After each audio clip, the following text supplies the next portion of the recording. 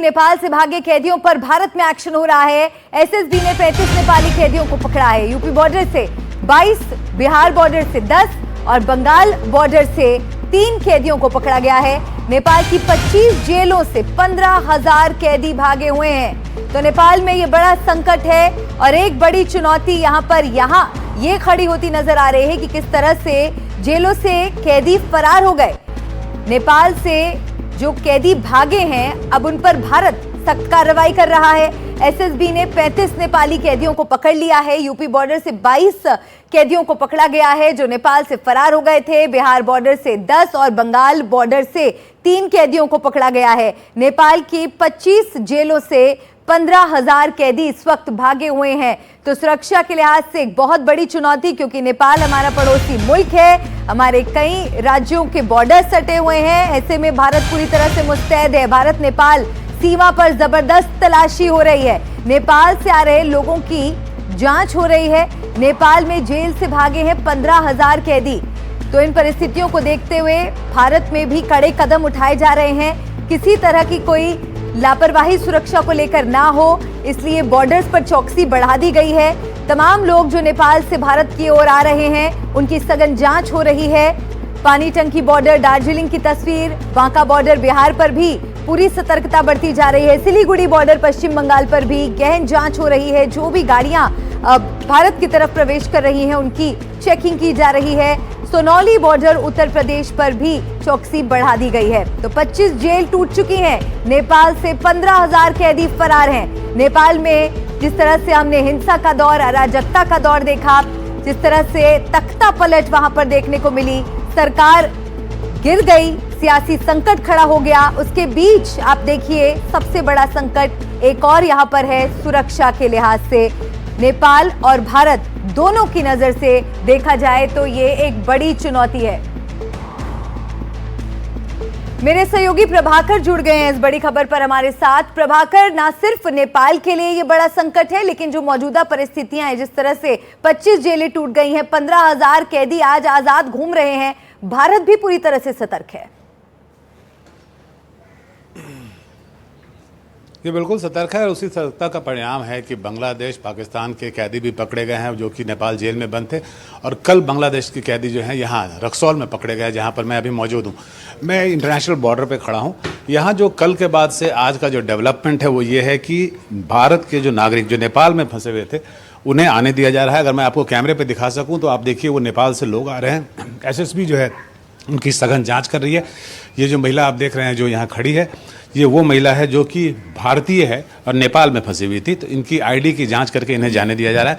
वहीं दूसरी ओर ये जो आप कतार देख रहे हैं, ये नेपाली महिलाएं हैं। ये नेपाली सिटीजन्स हैं जो इंडिया में फंसे हुए थे और इनकी भी आइडेंटिटी की जांच करके इन्हें जाने दिया जा रहा है। यानी कि आप बॉर्डर पूरी तरह से खुला नहीं है, लेकिन वैसे लोग जो दोनों साइड फंसे हुए थे, अगर आप नागरिक हैं नेपाल के और भारत में फंसे हुए थे तो आपको वापस जाने दिया जा रहा है। और आप अगर भारतीय हैं और आप नेपाल में फंसे हुए थे तो आपको वापस भारत आने की परमिशन दी जा रही है। तो ये अरेंजमेंट अभी जो है एसएसबी जैसे यानी कि सशस्त्र सीमा बल जो कि भारत नेपाल सीमा की रक्षा करता है और साथ में उधर से नेपाल आर्मी और नेपाल पुलिस जो है उनके बीच में ये समझौता हुआ है कि आप बॉर्डर को पार्शियली खोलें, यानी कि जो फंसे हुए लोग हैं उन्हें जाने दिया जाए।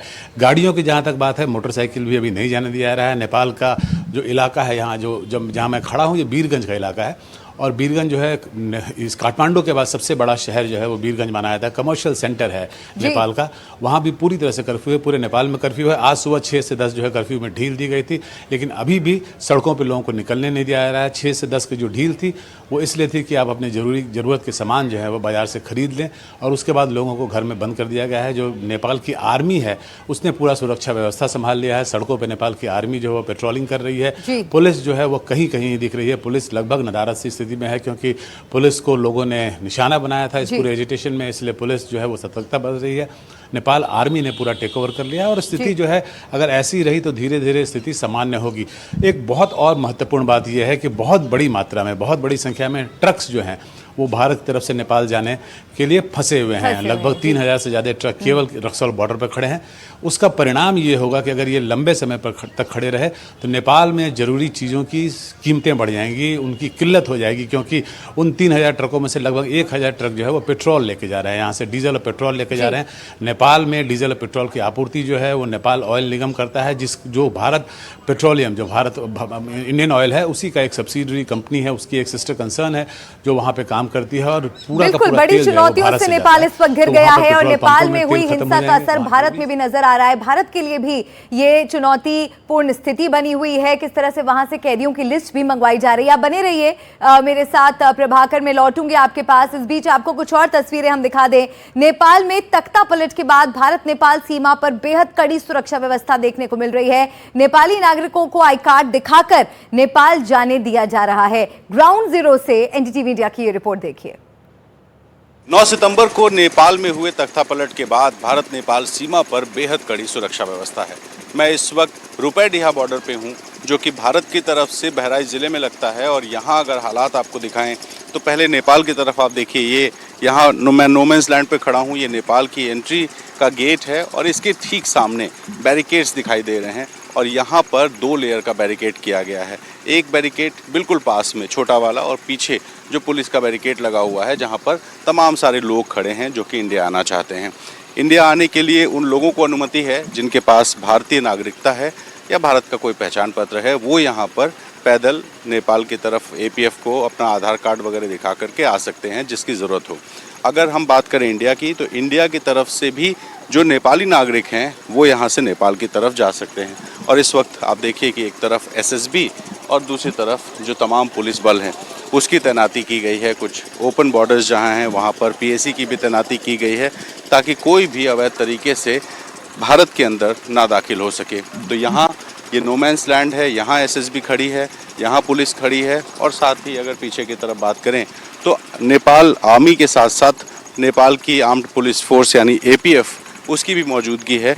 और यहाँ इस वक्त अभी हालात ये हैं कि कोई भी गाड़ी इधर से उधर नहीं जा पा रही है। इमरजेंसी कंडीशंस में जो लोग हैं वो पैदल आ जा सकते हैं। और साथ ही जो बड़े अधिकारी हैं दोनों देशों के, उन्होंने कल यहाँ बैठक की थी कोऑर्डिनेशन के लिए।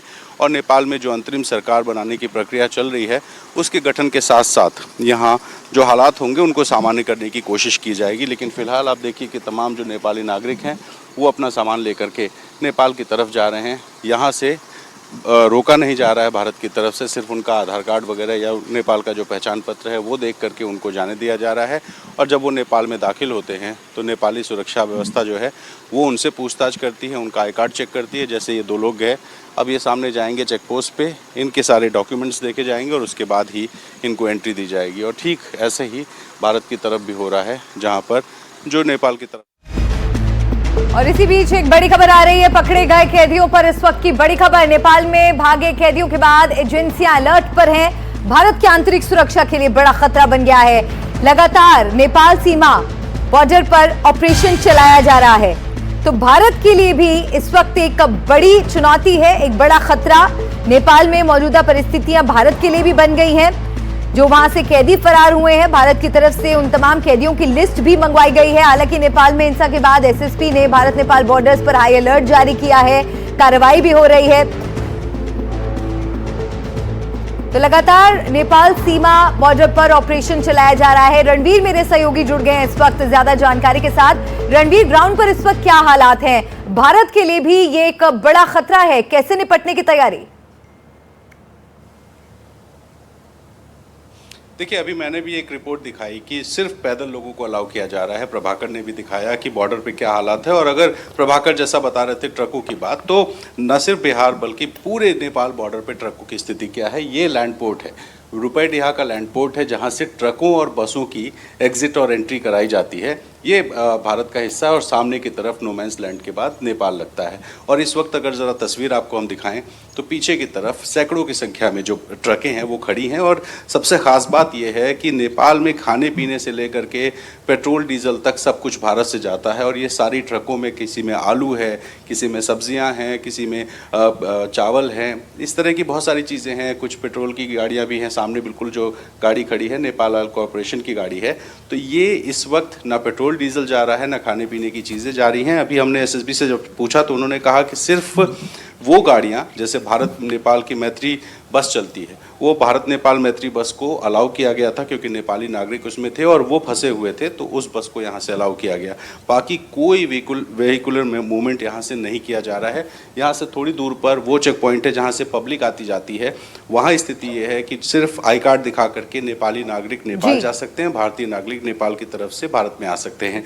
और जो नो मैंस लैंड है, ये जो खेत हैं, इन खेतों में भी आमतौर पे लोग टहलते। रणवीर, मैं लौट रही हूँ आपके पास। आप महत्वपूर्ण तस्वीरें और जानकारी यहाँ पर दर्शकों को दे रहे हैं, लेकिन इस बीच एक बड़ी खबर मिल रही है। ब्रेकिंग न्यूज, बिहार में सीमा पर 10 नेपाली कैदी पकड़े गए हैं। एसएसबी ने नेपाल के 10 कैदियों को पकड़ा है। ये बड़ी कार्रवाई लगातार देखने को मिल रही है। भारत में घुसने की कोशिश कर रहे थे ये कैदी। नेपाल के महोत्तरी जिले के जलेश्वर जेल से 550 कैदी फरार हो गए हैं। इनमें से 10 कैदी बिहार बॉर्डर से भारत में घुसने की कोशिश कर रहे थे, जिन्हें एसएसबी ने पकड़ा है। तो एसएसबी पूरी तरह से मुस्तैद है। बॉर्डर्स की जो निगरानी है वो की जा रही है, चौकसी बढ़ा दी गई है।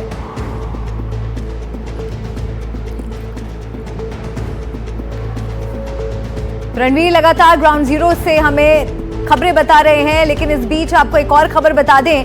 बिहार में रक्सौल बॉर्डर पर भी सुरक्षाकर्मी नेपाल से आने वाले लोगों की कड़ी तलाशी ले रहे हैं। ये इस वक्त की बड़ी खबर मिल रही है। वहां पर भी किस तरह से सुरक्षा से जुड़ी तैयारियां हैं, ग्राउंड जीरो से एक और रिपोर्ट आपको दिखाते हैं। भारत नेपाल सीमा से अच्छी खबर यह है कि आज दोनों तरफ से लोगों का लिमिटेड तौर पे आवागमन शुरू किया गया है। यानी कि जो भारतीय नागरिक हैं जो नेपाल में फंसे हुए थे, उन्हें नेपाल आने दिया जा रहा है, और जो नेपाली नागरिक भारत में फंसे हुए थे, उन्हें जो है वापस अपने देश जाने दिया जा रहा है। देखिए, ये रक्सौल का बॉर्डर है, ये मैत्री पुल है, और ये जो लोग आप देख रहे हैं, ये सभी जो है नेपाली नागरिक हैं जो भारत में फंसे हुए थे। तो उनकी आईडी को चेक किया जा रहा है एसएसपी के द्वारा, और उसके बाद उनके सामानों को चेक करके उन्हें वहाँ से जाने दिया जा रहा है। यानी कि अगर आप भारतीय हैं और आप अगर नेपाल में घुसना चाहते हैं तो आपको नहीं घुसने दिया जाएगा, लेकिन अगर आप नेपाल के रहने वाले हैं, नागरिक हैं, और तब आप अगर नेपाल वापस जाना चाहते हैं अपने देश में, तो आपको जाने दिया जाएगा। इसीलिए आपको देखिए थोड़ी बहुत भीड़ जो है इस सड़क पे, इस पुल पे दिख रही होगी। कल इस पे पूरा सन्नाटा था, लेकिन आज जो है लोग अपने सामानों को लेके वापस। आप कहाँ रहती हैं? हम लोग श्रीपुर नया बस्ती। आप नेपाल की? हाँ हाँ। यहाँ कैसे फंस गई? यहाँ हम लोग टूर में गए थे भ्रमण में, इसलिए फंस गए। तो अभी जहाँ तक नेपाल में भी बात है, आज सुबह 6 बजे से 10 बजे तक कर्फ्यू में ढील दी गई थी। 4 घंटे के लिए ढील दी गई थी ताकि जो लोग हैं वो अपने ज़रूरी सामान की खरीदारी कर सकें। लेकिन अभी भी पूरे नेपाल में कर्फ्यू लगा हुआ है और लोगों को घर में रहने की हिदायत दी गई है। साथ ही जो सेना है वो सड़कों पर निकली हुई है। पुलिस के अलावा सेना ने जो है पूरी विधि व्यवस्था संभाली हुई है। तो उम्मीद ये की जा रही है, जिस तरह से लोगों का आज आवागमन शुरू है, उम्मीद ये की जा रही है कि जैसे जैसे समय बीतेगा और दिन बीतेंगे, धीरे धीरे स्थिति जो है वो सामान्य होती जाएगी। भारत नेपाल सीमा से प्रभाकर कुमार, एनडीटीवी।